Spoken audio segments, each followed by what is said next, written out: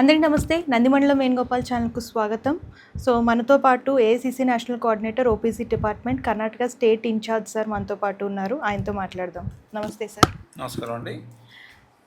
Sir, రీసెంట్గానే చూసుకున్నట్లయితే కాంగ్రెస్ ప్రభుత్వం విద్యార్థినులకు ఈ స్కూటీని పంపిణీ చేస్తామనేసి అని అంటున్నారు. దీని గురించి చెప్పండి.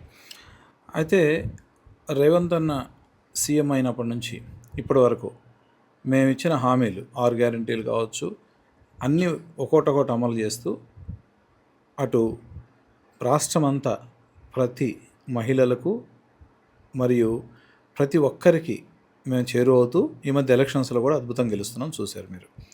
సో ఇంకా ఈ చదువుకునే విద్యార్థులకి వాళ్ళని ఎంకరేజ్ చేయడం కోసం పెట్రోల్ భారాలు లేకుండా, పొల్యూషన్ లేకుండా ఉండడం కోసం ఈ స్కూటీలని ఇస్తే వాళ్ళకి ఆ చదువుకి ఎంకరేజ్ చేసిన వాళ్ళు అవుతాం.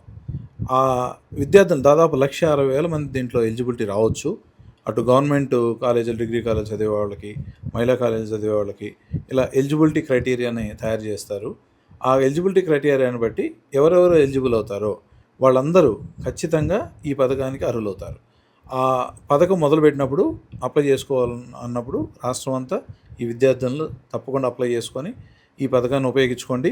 మీరు ఆ ఈ స్కూటీని తీసుకోండి. ఇప్పుడు బయట చూస్తే దాదాపు 1,00,000 పైనే ఉన్నాయి ఒక్కొక్క ఈ స్కూటీలు. మీరు దాన్ని గవర్నమెంట్ తరఫున ఉచితంగా తీసుకొని మీరు చక్కగా చదువుకొని రాణిస్తారని, ఈ తెలంగాణ రాష్ట్ర అభివృద్ధిలో భాగమవుతారని కోరుకుంటూ మీ అందరికీ ఎలిజిబిలిటీ వాళ్ళందరికీ దక్కాలని నేను ఆశిస్తూ సెలవు తీసుకుంటున్నాను. Thank you sir.